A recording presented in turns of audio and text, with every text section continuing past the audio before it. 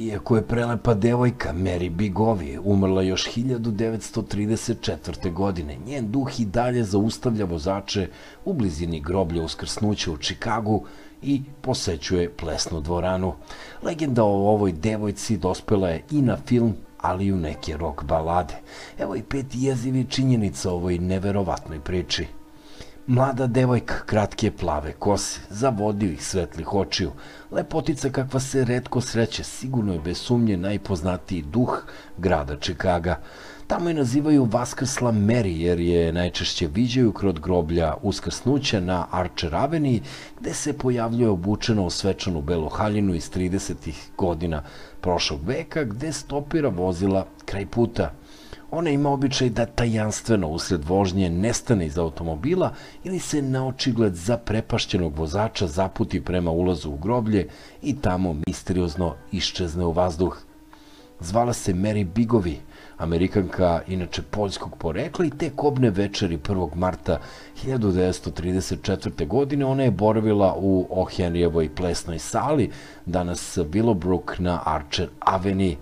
Po svemu sudeći, ona se posvađala sa svojim mladićem, a onda je napustila lokal i pokušala da stopira, ne bi li se vratila kući. Negde u blizini glavnog ulaza u groblje nepoznati vozač je udario autom devojku i pobegao, ostaviši je povređenu pored puta, gde je i podlegla za dobijenim povredama. Roditelji su je sahranili na groblju uskrsnuća u beloj svečanoj haljini i sa cipelama za ples na nogama.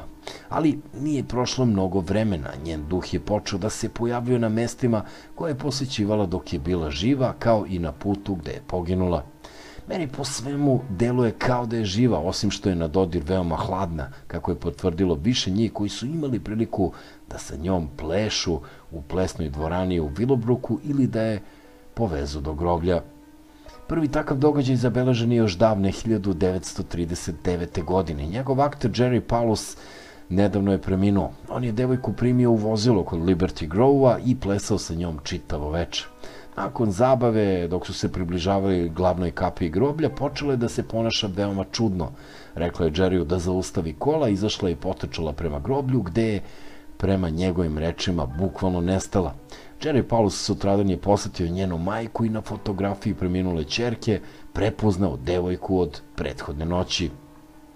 U listu Suburban Tribe u januaru 1979 istraživač paranormalnih pojava Bill Geist napisao ono što mu je tih dana telefonom ispričao izvesni Ralph, koji je za sebe samo rekao da je 52-godišnji radnik, porodični čovjek i otac, vijetnamski veteran, trener bejsbola i normalan čovjek koji ne želi da ga pominje u novinama. Ralph mu je rekao: bilo je to u četvrtak noći i upravo sam skrenuo na Archer Avenue koja je bila pusta i mirna, posebno u ponoć. I tamo je bila baš ona. Stajala je bez kaputa ispred ulaza u mali shopping centar, bez kaputa, a bila je jedna od onih zaista hladnih noći. Nije podigla prst, samo je gledala u moja kola i ja sam joj stao. Pomislio sam da je možda u nevolji ili nešto slično. Sela je na prednje sedište, imala je tu kitnjastu belu haljinu kao da je upravo došla sa nekog venčanja i cipelice sa kajšićima na nogama. Bila je prava lepotica. Po godinama mogla je da mi bude ćerka, imala je 21 najviše.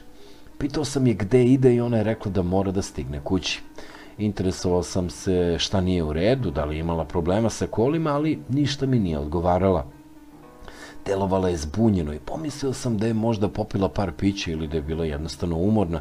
Jedino što je zaista rekla bilo je: sneg je došao rano ove godine, a na sve drugo što sam je pitao samo je klimala glavom i gledala kroz prozor sneg i drveće. Njene misli bile su kilometrima daleko. Vrzmalo mi se u glavi da je možda nešto pušila, ko zna. Događaj koji danas intrigira mnoge stanovnike Čikaga i privlači turiste da se i sami uvere u tragove koje je ostavio duh ili neka nepoznata sila koja se poigrala sa jakim mentalnim šipkama na kapiji groblja, dogodio se u večernjim časovima 10. augusta 76. Policijsko odeljenje u mestu Justice primetilo je i dobilo telefonski poziv od čoveka koji je tvrdio da je prolazeći pored groblja uskrsnuća video devojku koja je očigledno bila zaključana u njemu. Bilo je oko 10:30 kada je narednik Pat Homa stigao i pretražio groblje, ali ipak nije našao nikoga. Šarajući okolo baterijskom lampom po kapiju, ustanovio je da su dve rešetke iskrivljene. Kada je pogledao izbliza, video je da su otisci nečijih prstiju prosto utisnuti u metal. Samo 2 dana pošto su rešetke na groblju iskrivljene, 12. augusta 76. amaterskom radiostanicom, neko je javio vlastima da pored puta u blizini groblja leži verovatno unesrećena žena. Policija i hitna pomoć su stigli na naznačeno mesto i zatekli devojku koja je plačući zvala iz Mustanga. Na pitanje gde je telo, ona je vidno potresena i ispričala da je naočigled nje nestalo baš kada su se oni pojavili. Slično na tom mestu doživaju čovek koji je u kasnim noćnim satima išao na posao i zaustavio se da mladoj ženi koja je ležala na zemlji ukaže pomoć. Rekao je da je bila još živa i otišao u najbližu policijsku stanicu da pozove pomoć, a kada se vratio, tela više nije bilo, ali se još uvek video njegov otisak na travi. Uporni još uvek tragaju za grobom Mary Bigovi na groblju Uskrsnuća, a uprava groblja kaže da je oko 1930. godine tu sigurno sahranjena bar jedna Mary sa poljskim prezimenom koja je bila upravo njenih godina. Ljudi, samo jedna preporuka, jedan moj dobar drugar, Damir Regoč, čovjek se nalazi trenutno u Meksiku i to u jednom fenomenalnom gradu, napravio YouTube kanal koji je neverovatan, zaista od kadrova samih i onako njegovih dogodovština, čovjek je sam u sred Meksika i snalazi se kako zna i ume, bukvalno je bio beskućnik, priča o svemu tome, priča neke realne priče, vrlo, vrlo zanimljivo, vrlo poučno, vrlo kvalitetno, neću ništa da vam pričam, nadam se da sam vam zagulicao maštu, čovjek se zove Damir Regoč, zapratite njegov kanal i vidjet ćete o čemu pričam. Ljudi, samo jedna preporuka, jedan moj dobar drugar, Damir Regoč, čovjek se nalazi trenutno u Meksiku i to u jednom fenomenalnom gradu, napravio YouTube kanal koji je neverovatan, zaista od kadrova samih i onako njegovih dogodovština, čovjek je sam u sred Meksika i snalazi se kako zna i ume, bukvalno je bio beskućnik, priča o svemu tome, priča neke realne priče, vrlo, vrlo zanimljivo, vrlo poučno, vrlo kvalitetno, neću ništa da vam pričam, nadam se da sam vam zagulicao maštu, čovjek se zove Damir Regoč, zapratite njegov kanal i vidjet ćete o čemu pričam.